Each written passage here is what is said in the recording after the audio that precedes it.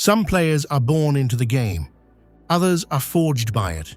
And then there are players like Metta Sandiford Artest who were hardened by it. Before the championships, before the redemption, before the moment Kobe Bryant trusted him with everything, there was Queensbridge, a place where basketball wasn't just competition. It was survival, where toughness wasn't optional, it was required, where every possession felt like something more. And from that environment came one of the most feared defenders in NBA history, a Defensive Player of the Year, a player who once stood on the edge of losing everything, and a player who would later fight his way back to become a champion. This is the story of Metta Sandiford Artest. Artest drives and finishes. And the Laker crowd fired up. And a shot as Harden goes down. And World Peace elbowed him. Oh, no. Not just about basketball, but about falling and finding your way back to the fire. Queensbridge projects, Long Island City, New York, one of the toughest environments in America. This is where Metta grew up, and this is where his game was shaped. Physical, relentless, unforgiving. He played alongside future NBA players like Elton Brand and Lamar Odom. But even among talent, Artest stood out, not just for skill, but for intensity, for edge, for the way he approached the game like it meant everything. Because to him, it did. As a young player, he witnessed violence on a basketball court, a moment that stayed with him forever. A reminder that the game he loved could turn into something dangerous. That experience shaped him. It made him play harder, more aggressively, more emotionally, because in his world, basketball wasn't just about winning. It was about survival. At St. John's University, Artest began to refine his chaos. He wasn't just tough anymore. He became disciplined. He learned how to channel his energy, how to defend within a system, how to disrupt offenses without losing control. When he entered the NBA in 1999, that identity followed him. Chicago Bulls, young, hungry, learning.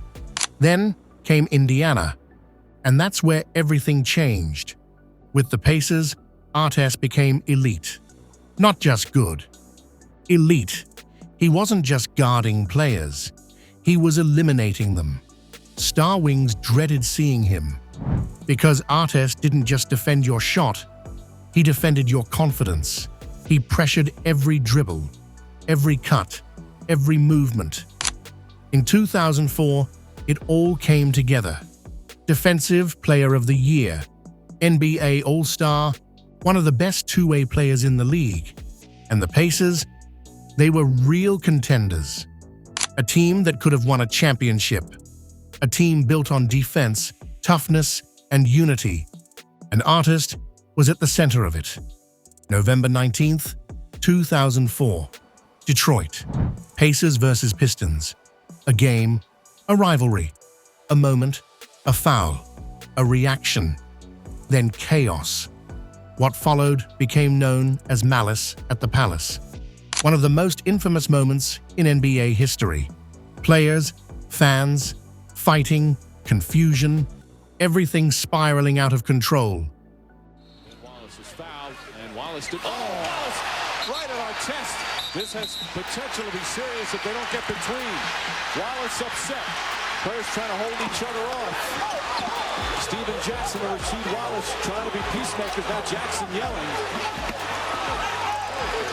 Wallace still going. You need the coaches in there to get him away. Jackson challenging Derek Coleman. Somebody should just get Jackson out of there. That's what causes the problem. Rasheed Wallace did an excellent job trying to keep everybody away. And at the center of it, Ron Artest. The league responded swiftly. Suspensions, punishment. Artest was suspended for the rest of the season. 86 games. the longest suspension for an on-court incident in NBA history. Just like that, everything changed. The Pacers' championship hopes disappeared. A team that could have won it all was broken, and Artest's reputation was damaged, not just as a player, but as a person. He lost more than games. He lost trust. He lost stability. He lost control of his narrative. After Indiana, Artest's journey became unstable. Sacramento, Houston, different teams, different roles, same intensity. But now, the league looked at him differently. Every technical foul mattered more. Every reaction was judged harder. He was still one of the best defenders in the world, still capable of changing games. Can he control it? Can he stay focused? Can he be trusted? Then came 2009, a new opportunity, the Los Angeles Lakers. Here's what makes this story powerful. Before they were teammates, Ron Artest and Kobe Bryant were enemies.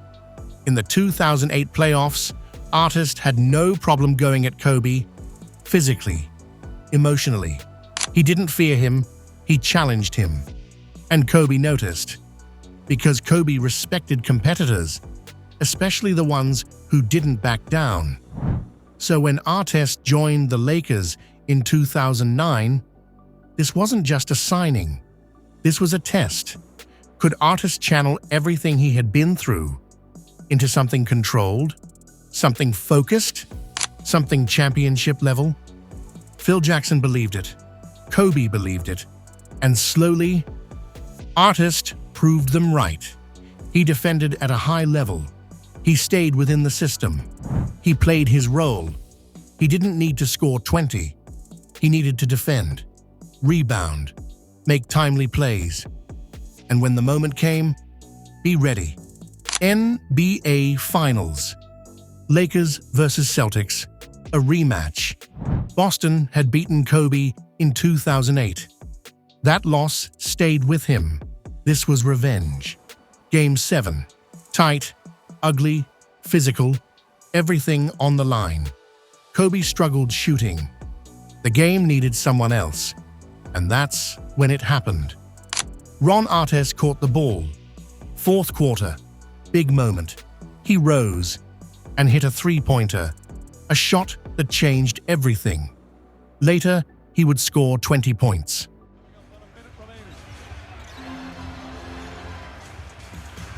Bryant looking. Artest, that's a three. Bang! Lakers by 6 with a minute to play. The stretch, how about Ron Artest with his second three-pointer? How about the trust? Bryant makes the play. Instead of trying to go for the home run, takes the double team and gets the ball to Artest, and he does the rest. The final basket. The exclamation point. The Lakers won, champions, and Ron Artest, the same player who once lost everything, had found redemption. After the game, he thanked his psychologist on national television. That moment mattered because it showed something deeper: growth, awareness, understanding. He didn't just win a championship, he won control over himself. Metta Sandiford Artest's story is not simple, it's not clean, it's not easy, it's real. From Queensbridge to Defensive Player of the Year, to one of the darkest moments in NBA history, to redemption on the biggest stage. He wasn't perfect, but he fought. He learned. He changed. And when Kobe needed someone he could trust in the fire, he trusted the man who once stood against him. Because sometimes the players who have been through the most are the ones who understand the moment the best. Metta Sandiford Artest wasn't just a defender, he was a survivor. And in 2010, he became a champion.